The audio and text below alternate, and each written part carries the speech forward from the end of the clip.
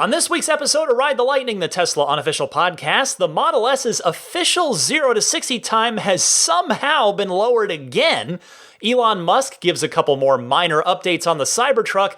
Tesla Autopilot lead Andrej Karpathy gives a fascinating talk on the state of full self-driving and more.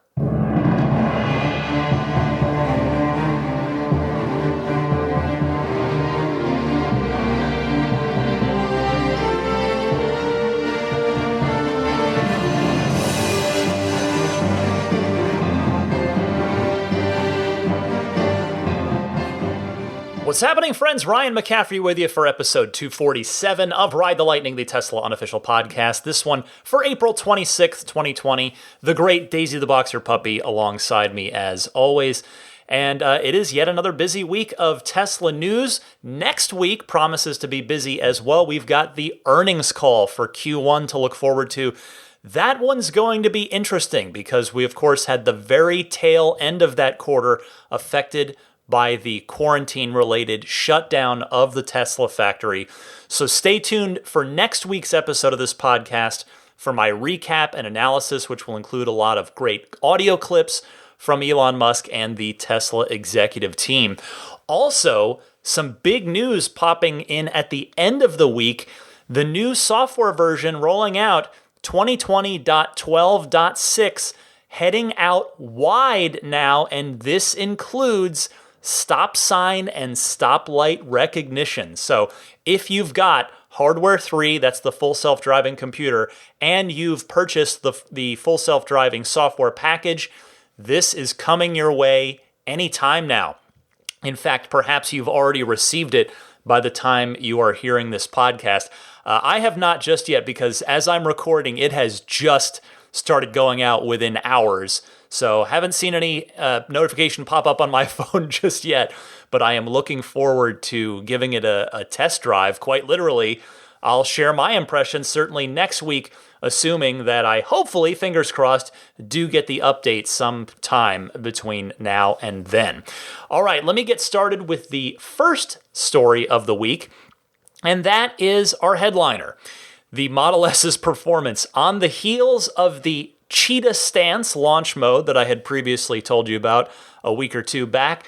The newer Raven Model S's and Model X's, but we're talking S here specifically since it's the quicker of the two. The Model S performance, the Raven, is now claiming a 0 to 60 mile an hour time with rollout, with that 1 foot rollout is the caveat, 2.3 seconds, which is just unbelievable. That is so quick. I mean, my car, that's a full second quicker, well, just about with the rollout. It's just about a full second quicker than the Performance Model 3. But my goodness, that is fast. So again, this isn't just for brand new builds coming out of the Tesla factory. All of the Raven Performance S's and X's are getting this. So that's basically every Performance S or X made in the last 12 months since the Raven started coming out of the factory last April. Here is the notification that Tesla sent out to owners of those cars. It says, update available. Your Model S just got quicker. You asked for it. With our latest over-the-air software update to Model S performance, we improved 0 to 60 acceleration to 2.3 seconds and quarter mile time to 10.4 seconds. Go for more back-to-back runs with improved thermal endurance and activate launch mode with a press of the pedals. Launch mode's new Cheetah Stance lowers the front axle and adjusts damping before entry for better traction and faster acceleration off the line. So this is obviously cool. Just as I like to do on this podcast, because I have been following Tesla for so long, I've been watching this company like a hawk for years now. Just to put this in a little bit of historical perspective for you, in case maybe you're newer to Tesla, that it's that 10,000 foot view in the sky that I like to do from time to time. The Model S now is almost 8 years old. It officially turns 8 in June. The original performance Model S, the P85, did 0 to 60 in 4.4 seconds in 2012. It was fairly quickly tweaked to 4.2 seconds, but out of the gate, it was 4.4 seconds when the Model S first debuted. That was the fastest, or I should say, the quickest Model S that you could get back then. So now the same car, of course, not under the hood, almost everything under the hood, so to speak, is brand new, but the same car has almost cut that in half in 8 years. That to me, that's the unbelievable part. That is just wild. That in 8 years is not a short amount of time, but inside a decade, you've almost cut your 0 to 60 time in half on your top end vehicle. And on top of that, the pricing of the Model S has varied over the years. It is the original S, that P85 I was talking about. It maxed out at about in the low 100,000s. It was under 110. I think the top you could pay was like 104, 105, right around there. If you just got every option, which back then was the tech package and the panoramic glass, the panoramic moonroof, etc. That was where the car maxed out. And then over time, there was at one point about $140,000 Model S in the P100D era. It got to that point. But now, of course, over the last, really it was since the Ravens were introduced, now the top end Model S performance that does this 0 to 60 at 2.3 seconds is about 105, around the same price. I'd have to go look for sure. I don't have it in my notes. I'm just thinking about this off the top of my head as I'm saying the words out loud. But it's funny that for about the same money too. It's the money it went up for a while, but it's come back down. So for the same price as what you paid back in 2012, your 0 to 60 time, 2.3 seconds compared to 4.4 8 years ago. Unbelievable. Love it. Next this week, a couple more Cybertruck tidbits from Elon Musk over the course of the past week. Taking to Twitter, Elon answering some questions. One question was, will Cybertruck get a heat pump like the Model Y? To which Elon replied, yeah, and a whole lot more! ! He says, arg, I'm dying to make the Cybertruck like yesterday, with, again, another exclamation mark. So you can just see how excited he is about this thing. Next question. Have you thought about Cybertruck's wading depth? That's WADING. I hunt and fish and sometimes need to cross streams. Can I do it without damaging the truck? And Elon saying, yes, it will even float for a while. So chew on that for a second. Next question. Is the 3% change in the Cybertruck size affecting the interior dimensions? You'll recall this is what we talked about last week. The truck's going to be about 3% smaller overall. So Elon replying here saying maybe 1.5% change to the interior dimensions, still very roomy. So all in all, some very interesting information here. A mere 1.5% reduction on the Cybertruck interior dimensions, that probably means, I would have to guess, it won't even be noticeable. If you didn't know about the change, and then you sat in the prototype Cybertruck and then the final production Cybertruck, which obviously doesn't exist yet, but if you did do a side-by-side in 2 years from now, I'll bet you wouldn't even notice the difference, because 1.5% on the interior is not a whole lot. Also glad to hear that the heat pump is going to go into the Cybertruck. Now, I would think it's probably going to go into all of the new Tesla vehicles, the new models from here on out, but especially the Cybertruck, since Elon has continually played up how tough the truck is. And that toughness is going to have to include being able to stand up to very cold climates. Now, as for the and a whole lot more part that he was talking about there, I suspect he's referring to the engineering advancements with the heat pump and the whole lot more. So like the heat pump, like the octo valve, and like the two-piece rear casting for the Model Y. So there should be some really interesting new things under the hood that we probably won't really learn about until Sandy Munro tears a Cybertruck apart, which, by the way, I think we can pretty much count on that happening.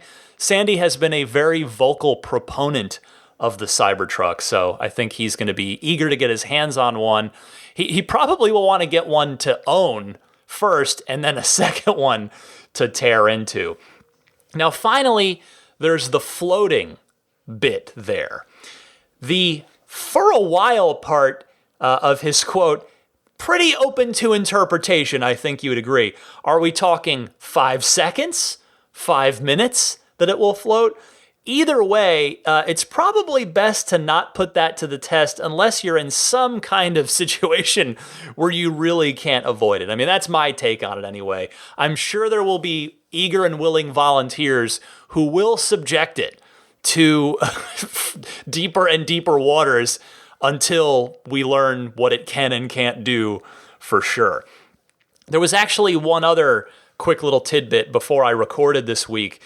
Will Cybertruck be produced at Giga Texas? Because the subject of Gigafactory Texas came back up, and Elon saying, hey, not saying the new Gigafactory will be in Texas, but Cybertruck will be produced there wherever it is, as Fremont is at max capacity.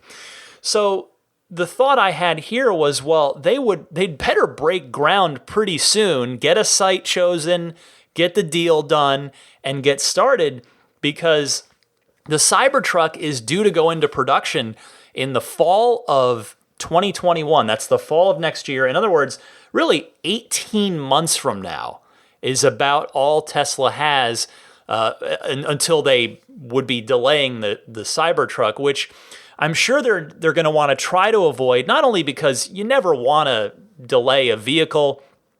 Tesla's learned that very much the hard way. The Model Y came out early, so that sets a nice, hopefully new precedent that Tesla can stick to. I'm not saying the Cybertruck will be early, but hopefully it will at least be on time, particularly with how many reservations the Cybertruck has. Tesla's going to want to get that thing going as quickly as they possibly can. But so 18 months isn't a long time, particularly when they don't even have a deal in place for land. However, I do think that theoretically, they might be able to get up and running quicker than with any of the other plants that they've built, since there's no assembly line required for the Cybertruck, nor is there a paint shop needed. So the manufacturing complexity is much lower on the Cybertruck, as we've heard from Elon and from Franz, than it is with any of the other vehicles. So we'll see. The clock's still ticking pretty quickly, though, in order for them to get a facility up and running where they'll be able to start building the Cybertruck on time. I still think if they can't get that done, any kind of bureaucracy, red tape, any sort of holdup on the deal, I would imagine that the backup plan is to just pick out a corner of the Gigafactory in Reno, in Sparks, Nevada, Gigafactory 1, and at least start production there so they can get the Cybertruck on the road. Next this week, I've got some audio clips for you. I'll have a whole lot more next week, of course, with the Q1 earnings call coming up. But Tesla's Autopilot team lead Andrej Karpathy gave a self-driving talk. This was from 2 months ago. It was from the end of February, but it was just posted to YouTube. This came from the Matroid Scaled Machine Learning Conference 2020. And I want to thank the Tesla Motors Reddit for the heads up on this. They posted it right up, and that's how I saw it. And it was a really interesting 30-minute talk that I would encourage you to listen to the entirety of. It's technical, but I don't think it was so overly technical that you can't follow it. I think it's definitely worth listening to, but I wanted to pick out a few quotes here just to whet your appetite, just to give you a general sense of it, give you the highlights in case you don't want to go and listen to the entire 30-minute thing. So here, first up, is Andrej explaining the team's overall full self-driving goal. Now, the goal of the team, however, is to produce full self-driving functionality. So here we have a video from the Autonomy Day that we had somewhere earlier last year. So the ambition of the team is to produce full self-driving, meaning that you can just set a pin arbitrarily in the world, not even on the highway system, but everywhere else. Here you see the car just taking turns from the parking lot. It comes to an intersection. It waits for a green traffic light. It turns to the left, merges on the highway, and no need to touch the wheel. This is not available to the customers. We only have developer builds that do these turns through intersections and so on. But we're trying to get it to the point where we feel that the system is accurate enough to actually release in some form. So as I said, just a good general overview of what the Autopilot team's overarching goal is. He noted, by the way, too, that the team is only about 30 people. That's the Autopilot team. That, to me, seems crazy small for such a giant project like this. To give you a little bit of context from my day job world, major video games nowadays take many hundreds and hundreds of people to make. And we're talking here about self-driving cars. No disrespect to video games. We're talking about something that's never been achieved, self-driving cars, and the team is 30 people. So that is wild to me. But elsewhere in the talk, he discusses how that's sort of the point, that it's a small team. They're trying to build the tools so that they can automate a lot of the fleet learning process on that. In fact, here's more on exactly that topic.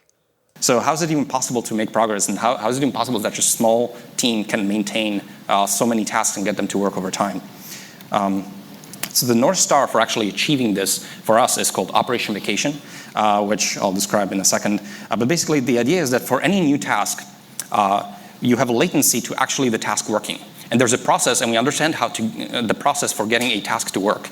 And we're trying to develop as much automation machinery to actually support the development of these new features and new tasks.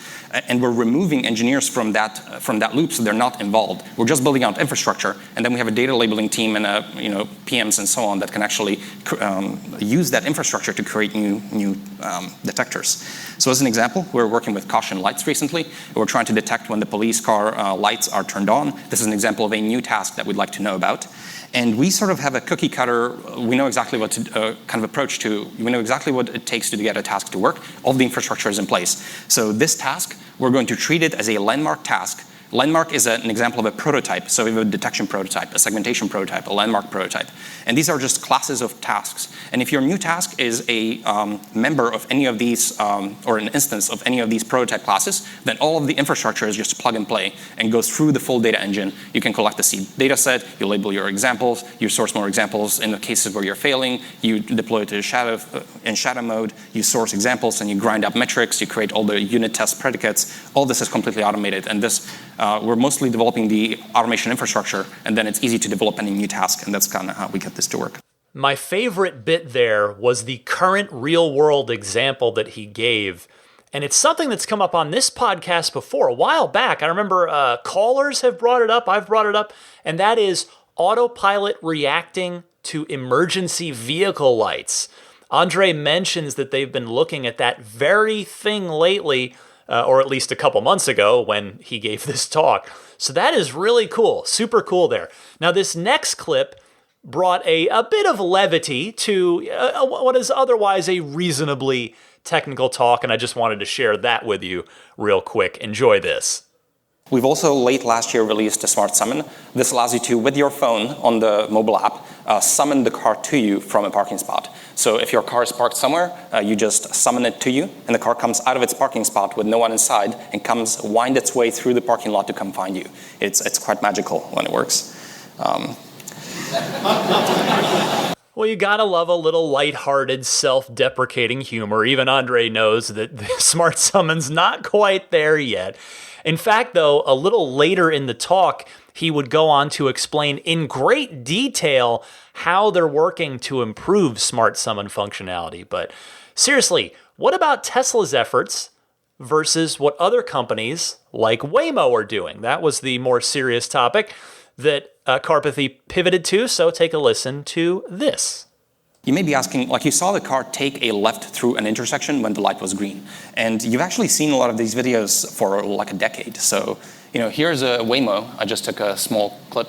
A Waymo comes to an intersection and takes a left through the intersection. You've seen this for a decade. So how is this special? Why are we so late? What's taking so long? And it looks the same. So I think the critical point to make is that it looks the same, but under the hood, it's completely different in terms of the approach that we take towards full self-driving. So in particular, we take a heavily vision-based approach. So everyone else has a LiDAR on the top of the car. The LiDAR shoots out lasers and creates a LiDAR kind of point cloud map. And then you pre-map the environment that you're going to drive. So you have a high-definition LiDAR map, and you localize to it to a centimeter-level accuracy. And then you know exactly the path you're going to take, so you can just steer to keep yourself perfectly localized in the correct region. So this is quite helpful, but this is not the approach that we take. We do not have LiDAR on our cars, so we don't shoot out lasers. It's all camera-based. And we do not build high-definition maps. So when we come to an intersection, we encounter it basically for the first time. We come to an intersection. How many lanes are there? Left, right, center? Which way should I turn? What are the traffic lights? Which lanes do they control? All of this is just done just from camera vision alone. And so this is a bit of a harder problem, but of course, once we actually get this to work, we can also deploy it to the millions of cars that we have globally. As you may know, Elon has made his disdain for LiDAR very public over the years, repeatedly, in fact. But I wanted to play this clip because you get Andrej's technical explanation of why the Tesla Autopilot team prefers vision over LiDAR. And here now, this next clip, is an example of the challenge that the Tesla team has before them. Even taking a very simple task, like for example, stop sign, you think that neural networks are capable of handling thousands of categories of ImageNet with all of their variations and so on. So how difficult is it to just detect a fixed pattern of like red on white stop? And it actually gets quite difficult when you get to the long tail of it, even to create a simple detector for a stop sign. So first of all, stop signs can, of course, be in lots of variant environmental conditions. Stop signs can not just be on poles, but kind of just like on walls. Stop signs can be temporary and just hang out in different configurations. Stop signs can have funny lights on them, which are supposed to make it easier to see the stop sign, but for our system it's the opposite. We have to actually explicitly worry about it. Stop signs can be held by a person. That stop sign can be in an inactive state or an active state. Stop signs can be on like these cones. Stop signs can be heavily occluded in lots of ways, by foliage, by signs. Stop signs can be occluded by cars. Stop signs can be part of cars, and they can be part of cars in an active or inactive state again. Stops can be sort of held by a person. Stops come with lots of exotic modifiers to them. So this stop only applies except right turn. This stop says take your turn through this place. This stop is right turn, keep moving. So do not stop if you're going right. So there's a variety of modifiers, all of them we have to care about because they actually have impact on how you should drive through this point of space. And as I mentioned, everything is AI vision based at the moment. We do have maps, of course, that we build, but they're not high definition maps. But stops can be attached to gates, but they only apply when the gate is closed. When it's open, they do not apply. Stops can be on arms. These arms can lift, and then the stop sign does not apply anymore. Stops can only apply when you're taking a left, so they're action conditional. And so basically there's a massive variety of, even just for a stop sign to get this to work. And what we do day to day in the team is we are going through the long tail and we're building all this infrastructure for sourcing all of these additional examples. There were stop sign variations that he listed off there that I have never seen or even heard of in my almost 25 years of driving. I know it can be really region specific, and that just gives you an idea of the magnitude of the problem that the Tesla Autopilot team is up against. And that's just one sign type, one of dozens and dozens of sign types in the US, let alone around the world. So anyway, that's all the clips that I pulled from that. Just wanted to give you the highlights, again, give you a little sample. I think it's worth watching the whole thing. If you'd like to see it or listen to it, you can go to YouTube and search Andrej Karpathy. I think that'll find it. And Matroid is Matroid, and Karpathy is spelled Karpathy. My goodness, it's time for me to go to bed. Anyway, you should find it that way. So thank you very much for listening to that. Now, I'm not done. There's more Tesla news to talk about. Here's an interesting one. It's cool, but there's a little bit of a little mystery here, let's say.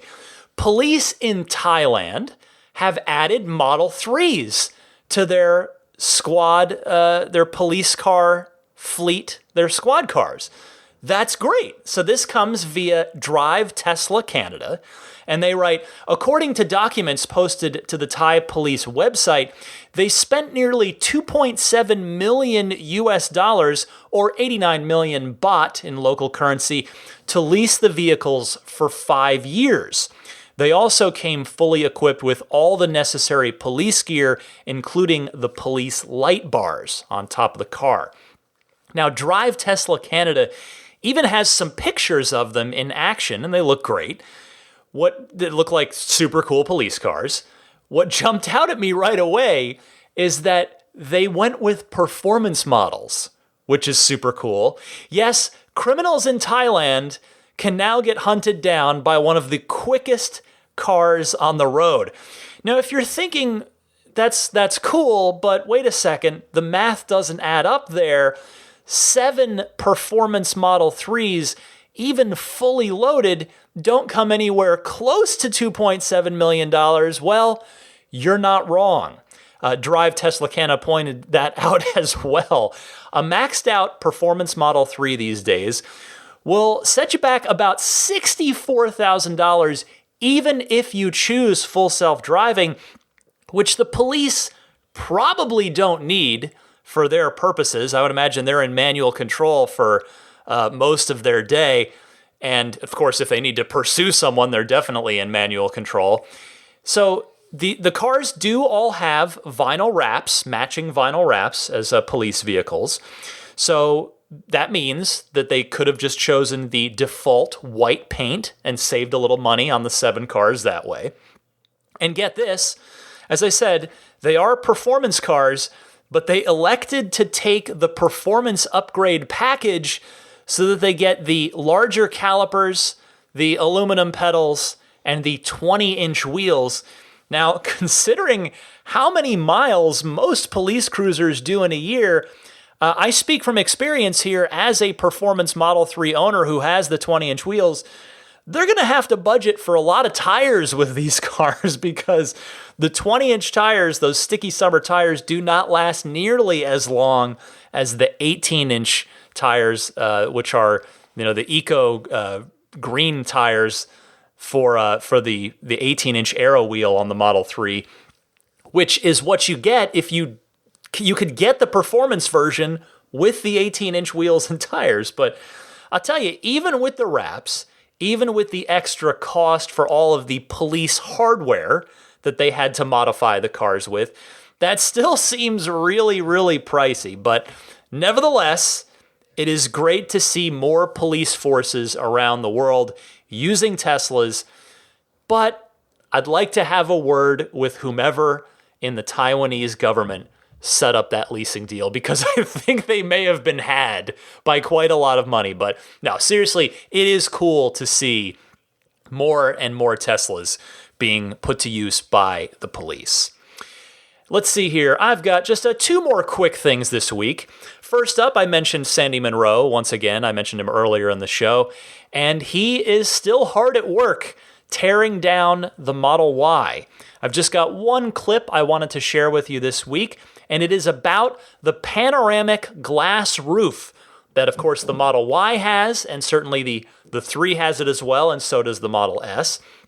If you've ever wondered about the strength and crashworthiness of that seemingly thin layer of panoramic glass over your head in your Tesla, well, here's Sandy to explain just how useful and good it is.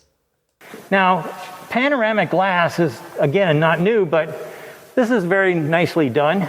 We're looking at the roof glass here, and this is 2 pieces of tempered glass. Tempered glass is a little bit different than normal glass in that there's no shards. When this thing smashes, it's going to turn into basic like rock salt. But it's going to be held together because right here you can see there's one piece of glass here. Then you can see this little teeny tiny slip of plastic. laminate plastic, and then you see the second layer of glass. So what you're looking at is something that's ultra strong, gives good NVH, and gives protection for the occupants, because if this does roll over, it'll smash, but because it's all glued together, you'll see it all crazed, but it won't allow the occupants to fly out of the vehicle.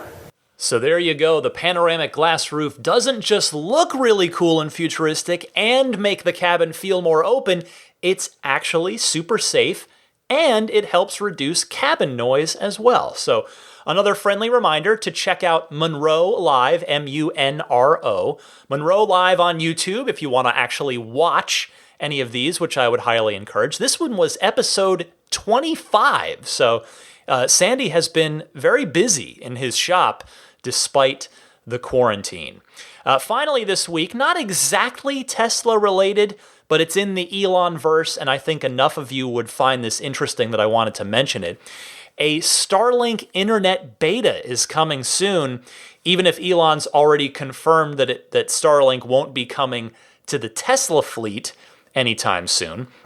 And Starlink, if you don't recall, in the words of SpaceX, quote, Starlink will deliver high-speed broadband internet to locations where access has been unreliable, expensive, or completely unavailable. Elon taking to Twitter to say there are now 420 operational Starlink satellites with a wink, and you probably can guess why.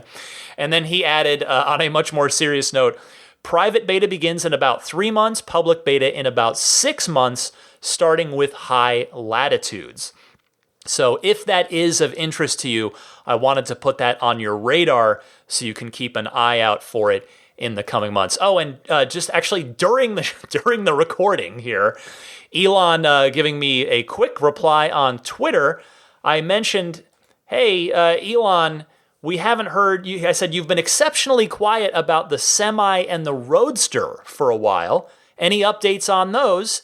And he was kind enough to reply back saying, sure, we can probably do an update later this year. So here's hoping that we can find out more about those two key components of the Tesla fleet, because those are the really, we've heard a lot about the Cybertruck, but next to nothing about, in fact, not even next to, we've heard nothing, zero, about the Tesla Semi or the new Tesla Roadster in a very, very long time at this point. So it'll be good to get an update on that at some point before 2020 draws to a close.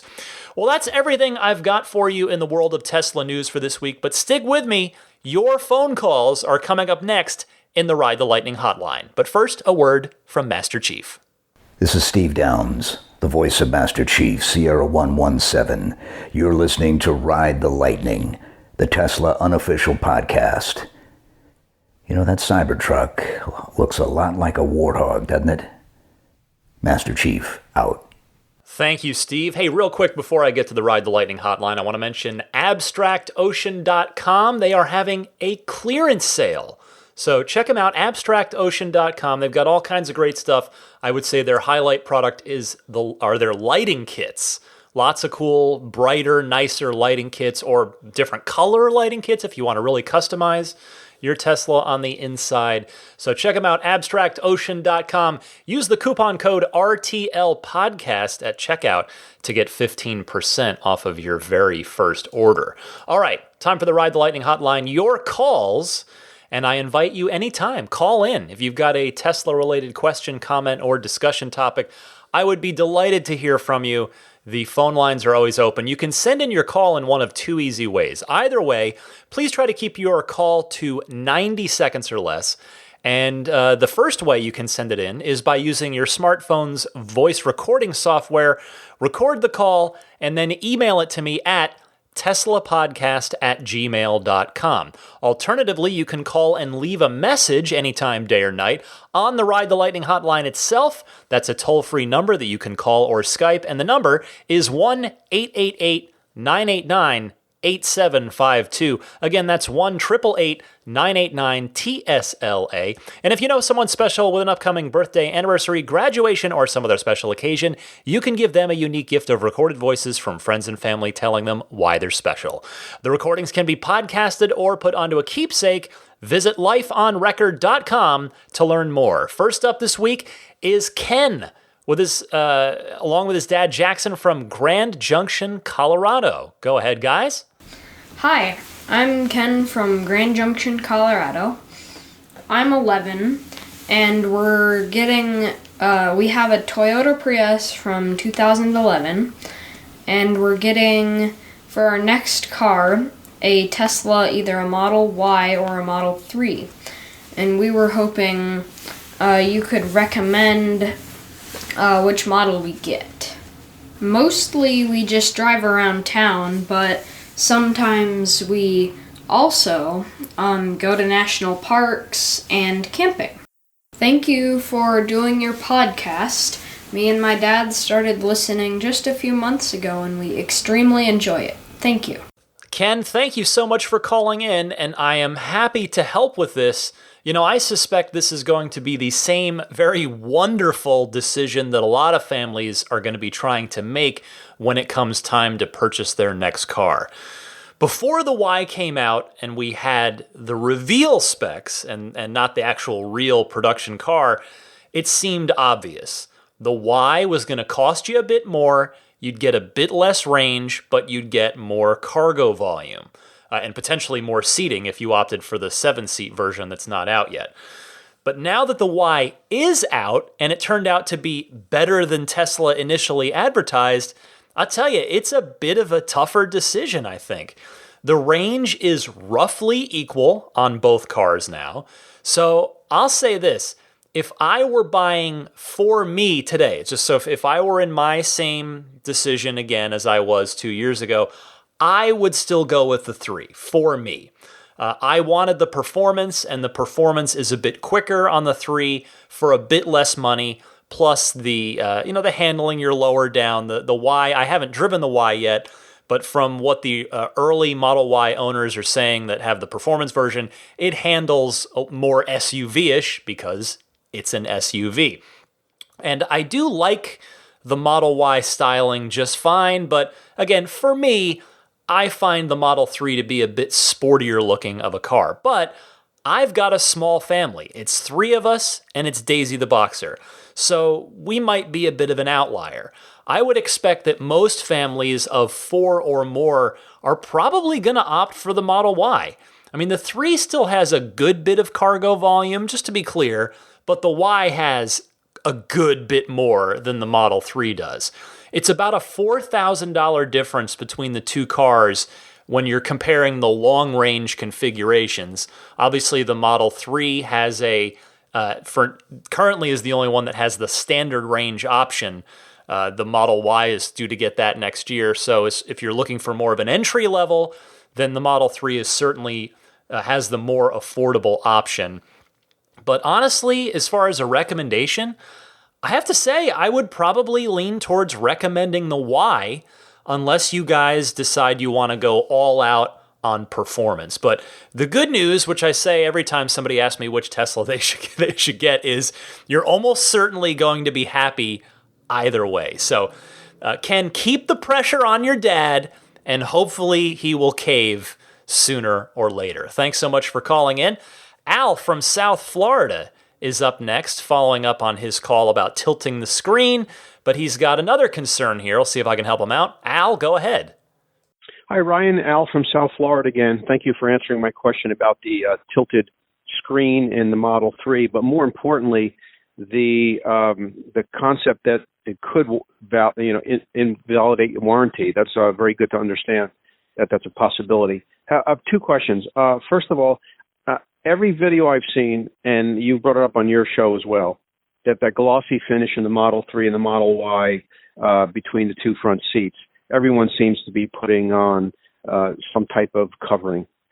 Just like Tesla changed the Model 3 Chrome to the Model Y Chrome Delete as standard, do you think they would ever consider just swapping out, since it seems like everyone's changing it, Second of all, I know I believe you're in California, and of course a lot of your referrals for paint protection and the like is there. Is there any way of getting some type of a referral source for South Florida or different parts of the country of people who have had good success, rather than calling a shop and really not knowing if they do a quality job with Teslas?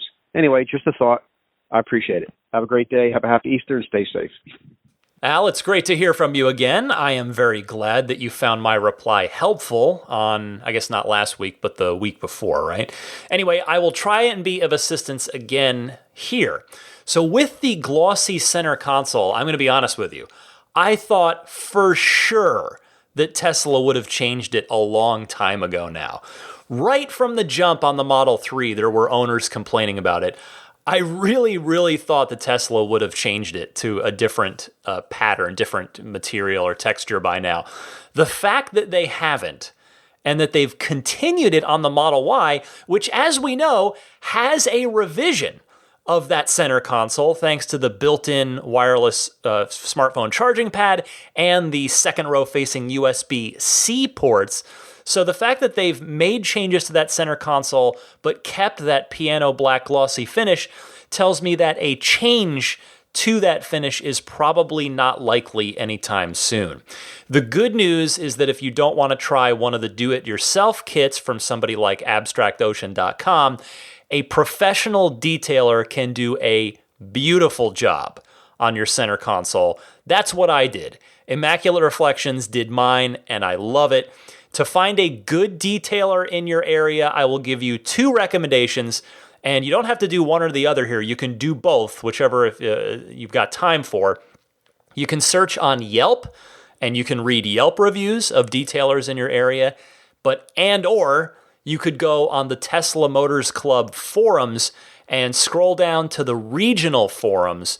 From there, you can do a search or make a new topic thread yourself, and then you'll get recommendations from fellow South Florida Tesla owners. It sounds like you're inching closer and closer to ordering that Model Y. So Al, let me know if I can be of any further help. Also, Al had called in one more time asking if the Y has a larger side view mirror than the Model 3, and I'll just throw that in right here because the answer is yes. The Model Y does have a larger side view mirror than the Model 3 does. Thanks so much, Al.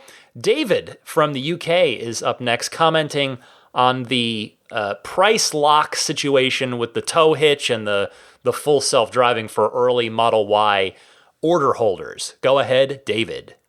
Hey, Ryan. David from Nottingham, UK here. I've just been listening to episode 245 and wanted to comment on the full self-driving cost increase when ordering the tow bar for Model Y. I'm in the UK, and we had similar issues when Tesla released the Model 3. I added a tow bar when it became available, but fortunately this full self-driving price hadn't changed. However, in the 5 months that I waited for my car, they reduced the base price of the Model 3.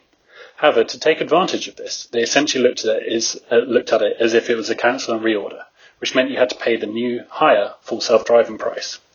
Fortunately for me, the price of the Model 3 came down enough that I saved money even paying more for full self-driving.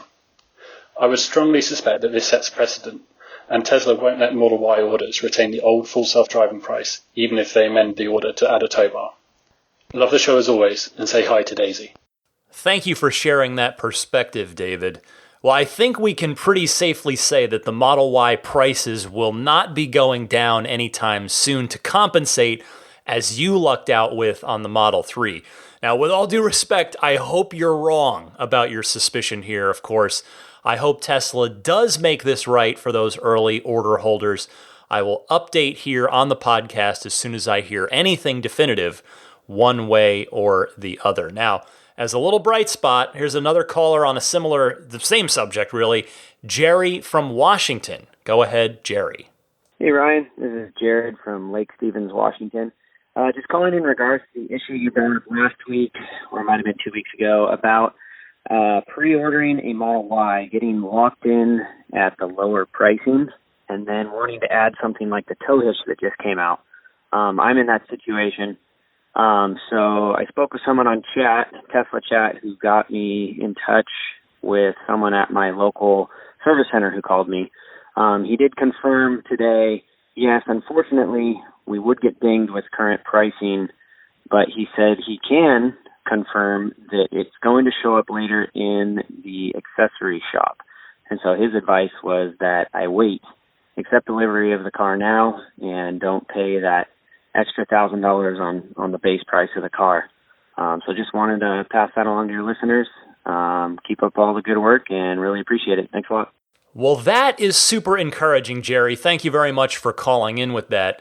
Maybe that's going to be the easier way for Tesla to handle it, since not everyone is going to necessarily want the tow hitch. Again, I'm going to keep my ear to the ground on this to try and hopefully learn something definitive rather soon. Next is Jason from Arlington. Wants to talk about editing your design and once you've locked in on the configurator there. Jason, go ahead. Hi, Ryan. Jason from Arlington, Virginia here. Regular listener since the Elon interview, though I should have started sooner given the Metallica-related podcast name.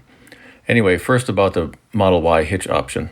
I'm in the weird state of not being able to edit my design, but also not having a VIN. I called Tesla and eventually got an answer that the hitch can be added after the fact at a service center visit. Great news for me and anyone who already took delivery. But take that with a grain of salt, because as of Wednesday, April 13th, there's no official word on this.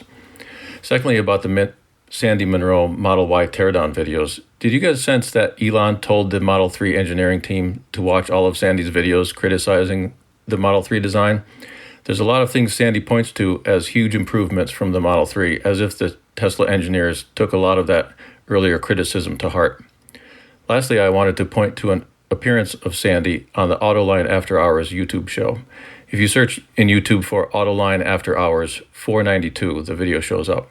They deconstruct the tooling cost of the Cybertruck, how much cheaper it is not having to paint it.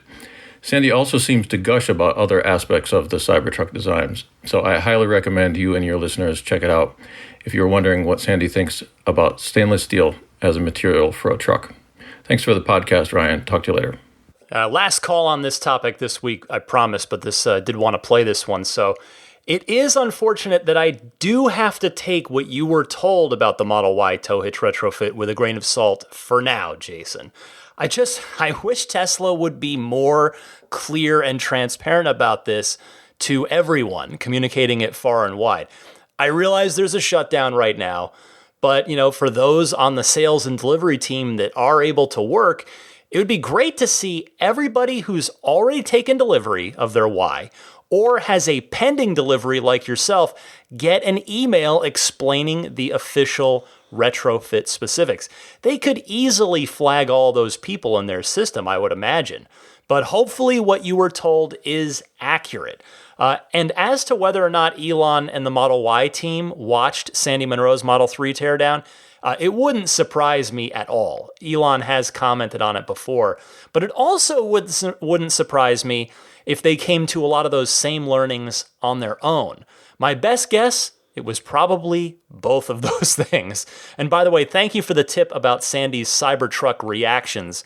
I did go and listen to most of that podcast, and I'll tell you, Sandy Munro is really on board with what Tesla is doing from a manufacturing perspective with the Cybertruck.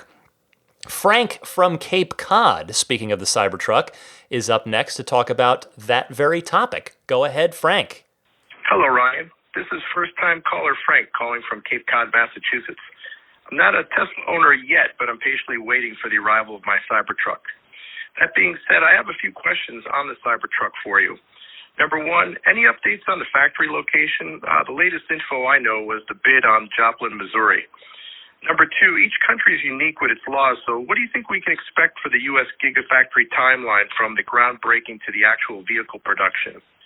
Number three, has anyone seen designs or drawings as to what the solar wings would look like? I am definitely interested in purchasing that when and if that comes out. And number four, I'm hoping the Cybertruck will not only have the ability to be charged at home as all Teslas do now, but hopefully to be used as a generator as well. That would be a huge plus. And again, thank you so much for your terrific podcast. I really enjoy the show. And I also would like to thank all the other listeners for their excellent questions. Have a great day.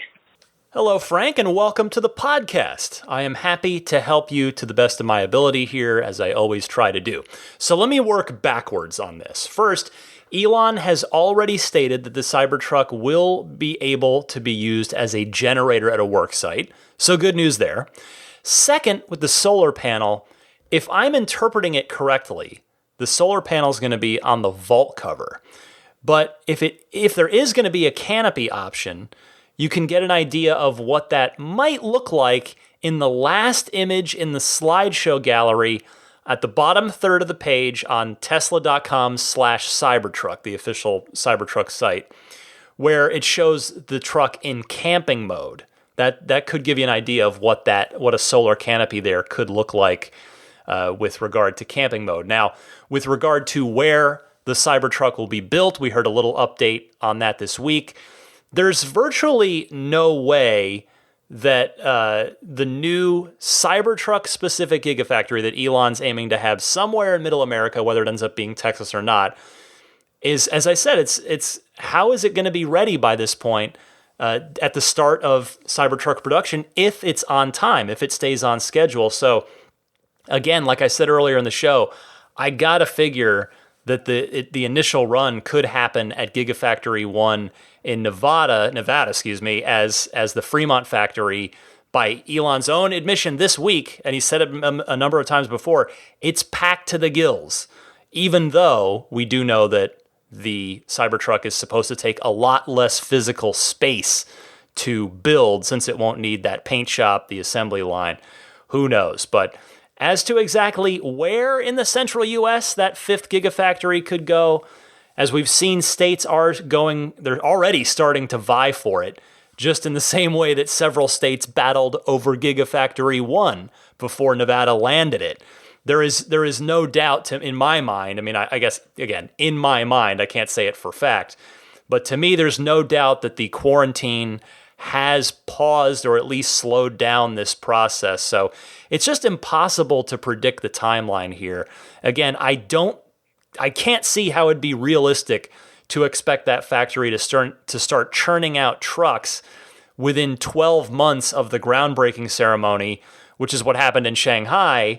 But again, it could be up and running a little sooner because of that lack of a need for a paint shop and for an assembly line. It's going to be really interesting to track this, however it ends up going. All right, the last caller for this week is Gerardo from Reno, speaking of the Gigafactory, talking about steering wheels. Go ahead, Gerardo. Hey, Ryan, this is Gerardo from Reno, Nevada. I was just calling in to see if we can we'll give you a little discussion topic. I'm very curious as to why Tesla chose to have that yoke design on it seems more fathomable on the Roadster, but they also did it on the truck, on the Cybertruck. And not only that, when the Model 3 was first unveiled, the steering wheel was really weird. Anybody in the audience, or anybody really, have an idea why Tesla might go with that design? All right, thank you. Thanks for calling in, Gerardo. You have a keen eye, my friend. You are correct in that Franz and the design team like to get creative with the steering wheels on their prototypes. The Roadster's yoke is the coolest, in my opinion. If you look at up-close pictures of it, which actually right now, I will confess to you, my Windows desktop background is actually the steering yoke from the Roadster, because it's in the press kit. If you look up the press kit online, there's some really cool, super high-res images and renders of the Roadster, and I just love that steering yoke. If you look up at the up-close pictures of it, it appears to be made entirely out of carbon fiber. Like it is all just carbon fiber. And as you noted, it makes sense on that car because your hands probably should be at 9 and 3 in that thing as they would be in an actual race car. So we'll see how that shakes out. Now the Cybertruck is, I would bet on it having its sort of half yoke, half wheel changed out to a more traditional wheel before production begins, just as you again pointed out, the Model 3 did. That Model 3 prototype steering wheel was a wheel, but it was just odd because it only had 2 spokes. It did look very strange. I agree. I was not a fan of that wheel. I'm glad they changed it. Whereas on the Roadster, I am a fan of the prototype steering yoke, and I'm hoping they keep it. Most every car has at least 3 spokes on its wheels, so that 2-spoke one on the prototype looked kind of strange. Anyway, that is that for the Ride the Lightning hotline this week. Thanks to everybody who called in. We'll get some more calls rolling here shortly. I invite you, again, anytime, call in with your Tesla questions, comments, discussion topics.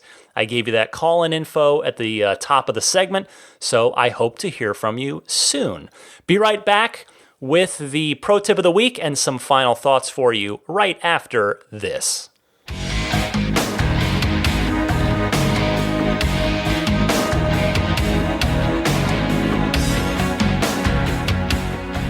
Well, as for me, I was just happy to get to take the car out this week.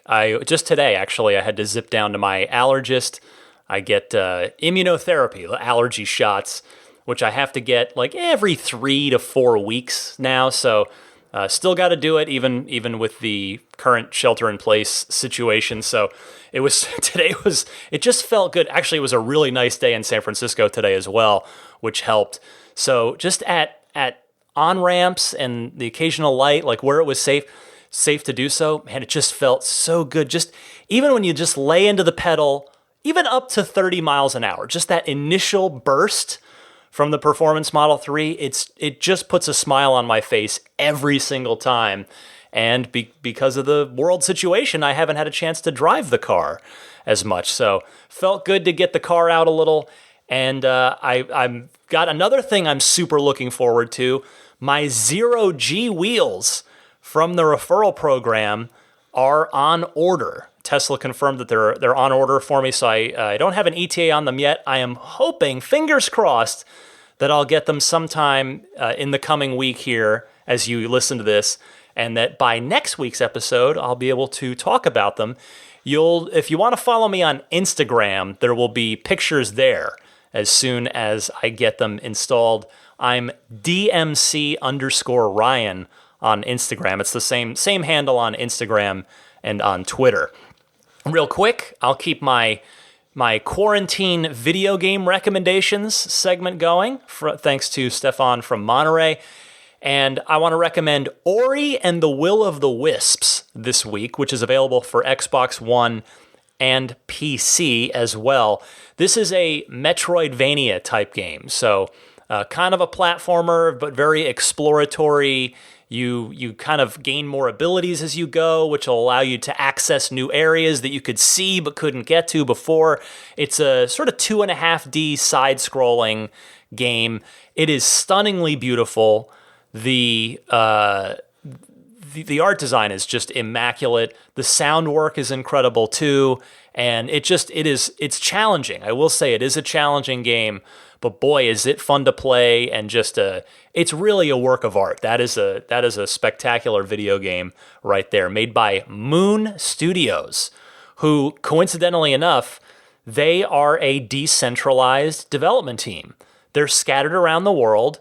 They don't have a central development office that they all work at together. So they've been doing this work from home thing for 10 years now, since this is their second Ori game, and it's been a while. So anyway, definitely can't recommend that one enough, and it's absolutely playable. You can play that with your kids around. There's nothing objectionable or scary about it, I don't think, anyway. Pro tip of the week time. Mike from Los Altos, replying to the caller from last week. I wanted to follow this up about ripping out the subwoofer and having the car not super like that. Well, Mike sounds like he's got some expertise and perhaps even some experience here. So here's a pro tip to follow up on that for those of you who may be interested in doing your own aftermarket sound options. Mike, go ahead. Hey, Ryan, this is Mike from Los Altos. I just wanted to reply to the caller before that was talking about having to rip out the aftermarket stereo subwoofer kind of stuff that he had added to his car. Well, there's a good reason for this. The typical way that people have installed this kind of equipment in a traditional automobile is to run a new high current circuit directly from the 12-volt battery. The problem is the Model 3 is monitoring the current going to the 12-volt battery. And so when you add an extra power draw directly from the battery, it's actually detecting that as a fault. So the right way to add a high current device to a Model 3 is to actually tap directly off the power conversion system under the rear seat. There's some really obvious large positive and negative terminals under there that you can connect to. And of course, you'll want to fuse that as well. I hope this helps the original caller and maybe some other listeners as well. I love it when I learn something. Thank you very much, Mike. I did not know that at all. So hopefully that is of use to anybody, any audiophiles out there that might find the Tesla system inadequate. I think we would generally agree. No one's ever, generally speaking, complained about the quality of the audio in a Tesla. But yeah, if you're looking to do a little aftermarket upgrading, Mike's got a little good tip for you there. So if you've got a pro tip of the week about your Tesla, I would love to hear about it. Send it in the same way that you would send in a regular hotline call. I gave you those instructions earlier in the episode. All right, it is about time for me to roll. I want to mention first the wonderful folks at, well, it's folk. It's one gentleman, Jeff, Immaculate Reflections. He will take excellent care of you and your car should you decide that you'd like to get some detailing work done. Maybe it's ceramic coating so that you don't have to wax your car for 3 to 5 years. Maybe it's paint protection film. Maybe it's paint correction. Any of it, all of it, he'll take great care of you. I can personally assure you of that based on my extensive experience with Jeff. In fact, I will be seeing Jeff very soon myself in a totally touchless. He's got it all set up, safe, touchless, social distance, physical distance. Because I'm going to have I think I mentioned this last week, but I'm going to have my new 0G wheels once I get them. I want to get those ceramic coated because it makes it way easier to clean them. So to learn more about Immaculate Reflections, see examples of his work, get in touch with him, book him. His website is irdetailing.com. Meanwhile, puretesla.com/RTL. Head on over there. And it's very simple. You can order the 128 gigabyte kit for your dash cam /Sentry mode. That's $49. Or you can step up to a $69 package. That is the 256 gig. I'm running the 128. I find that totally adequate. But either way, you're going to be all set. It's a plug-and-play solution. It's going to be a long-term answer to your dashcam Sentry mode, kind of a fire and forget thing because it uses micro SD, which is designed for frequent and just constant reading and writing and reading and writing, which regular USB, we have all learned the hard way, is not. So that will really just make it so that you don't have to think about the dashcam Sentry mode storage situation really ever again, or at least for a long, long time. So puretesla.com/RTL. Hit that link and it's free shipping anywhere in the US. And then Jada, my friends at Jada, the Model Y USB hub is now available. It's shipping out here very soon. It's got 6 ports on it, 4 total USB-A ports, 2 USB-C ports, and all ports are equipped with power and data, meaning that you can use them in any way you choose with a number of devices. So that's a nice accessory. Again, you kind of buy it once and then you're done forever. You've got it for the life of your Model Y. There is, of course, also a Model 3 version. I have that in my car. Again, love it. My favorite thing about it is really the dummy magnetized like dummy door that's in the back of it that hides my Pure Tesla dash cam USB stick there, so that if anything ever happened to the car and if that ne'er-do-well was wise enough to to try and take the video evidence out in the form of that USB stick, you're probably not going to find it because it's really hiding back there. So anyway, the sale continues at Jada. $10 off the USB hub with the coupon code JADAHUB, all one word, and Jada spelled Jeda. $20 off of the wireless charging pad for Model 3 with the code JADAPAD. $40 off of both, should you want to grab both. That's an excellent deal. The code there, JADABUNDLE. And I just ask that you go to the website using my referral link, because that will send me a little thank you, a little slice of the action for full transparency there. And that referral link is getjada.com/REF/8. So do check that out if you're a Model 3 owner or a soon-to-be Model Y owner, or maybe you're one of the lucky few who has taken delivery of a Model Y already. Finally, you can check out my Patreon. I'd be extremely grateful if you just chose to do so. There are different levels of support there. My hope is that at some point, whether it's now, maybe it's down the road, you will decide, hey, you know what? This Ryan guy, I really like his podcast. He clearly puts a lot of time, energy, thought into this thing. I'd like to support him because it's, maybe you feel like that'll be something you want to do. So you can find more information, including the different tiers of support and the different little bonuses you get that are attached to those tiers. You can find all that on my Patreon page, which is at patreon.com/Tesla Podcast. Patreon spelled Patreon. If you are not already subscribing to the podcast, that's definitely a free thing. Please do so on your preferred podcast service, whether it's Apple Podcasts, Google Podcasts, Stitcher, Spotify, TuneIn, which is in your Tesla. I've also got the YouTube channel, which again is just audio, but if you prefer to listen on YouTube, you can just search Ride the Lightning Tesla on YouTube, and you'll find my channel there. And yes, those are all the ways that you can have the show easily come to you. New episodes, of course, every Sunday, like clockwork, 9 a.m. Eastern, 6 a.m. Pacific. You can follow me on Twitter or Instagram at DMC_Ryan if you feel so inclined. Again, my email address, whether you want to send in a hotline call, a pro tip, or you just want to write to me, you can find me at teslapodcast@gmail.com.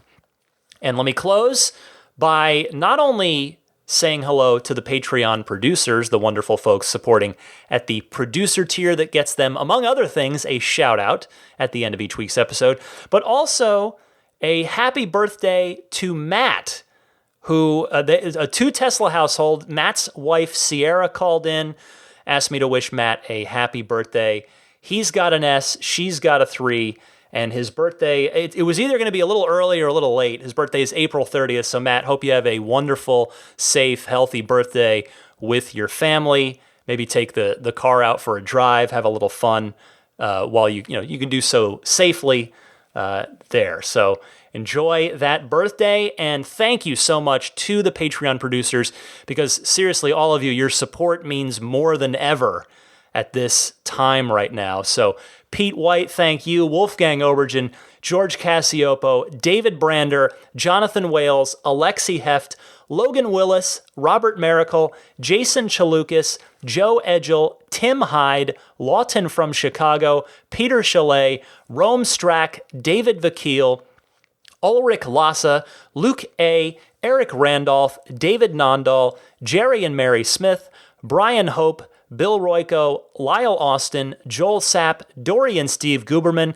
Michael Waddle, Daniel Grummer, Jeremy, Tesla Owners Taiwan, Jeremy Harris, Rob Brewer, Ron Lee, Chris Konesnik, John Cody, Matthew Wright, Charlie Gillespie, Kaz Barnes, Neil Weaver, David Perella, Sunil Joseph, Dennis Peak, Scott Gillis, Will Stedman, Evie Tricity UK, Stig Mickey Jensen, Jeff Angwin, Chase Cabanillas, Richard Folkers, Matt Kalin, Trenton from Myrtle Beach, the Lydia family, Michael Regal, Mark Eversole, Ish, and Rami from TeslaProTips.com. Thank you all so very much. Thanks to all of you for listening and giving me an hour plus of your time and attention each and every week so that I can catch you up on the world of Tesla in what I hope is an informative and hopefully a fun way as well. You know, I've mentioned this to people, to listeners that I've met in real life before when we talk about the podcast and they ask me questions. But my goal with this podcast, or at least my idea, my sort of my programming goal, let's say, is I want it to sound like a radio show. I was always fascinated with radio growing up. I always loved radio. And so I want this show to feel like an hour-long radio show each and every week. So whether you care about that or not, whether you like that, I hope, but I hope you like it. So anyway, that's what I'm going for. So for a very snuggling and sleepy Daisy the Boxer puppy, I'm Ryan McCaffrey. This was Ride the Lightning episode 247. Happy electric motoring if and when you are able to get your vehicles out in a safe way. Stay safe, stay healthy, stay home, and I will see you back here, of course, next week for the big earnings show, the big earnings recap, Q1. It's going to be an interesting earnings call one way or the other.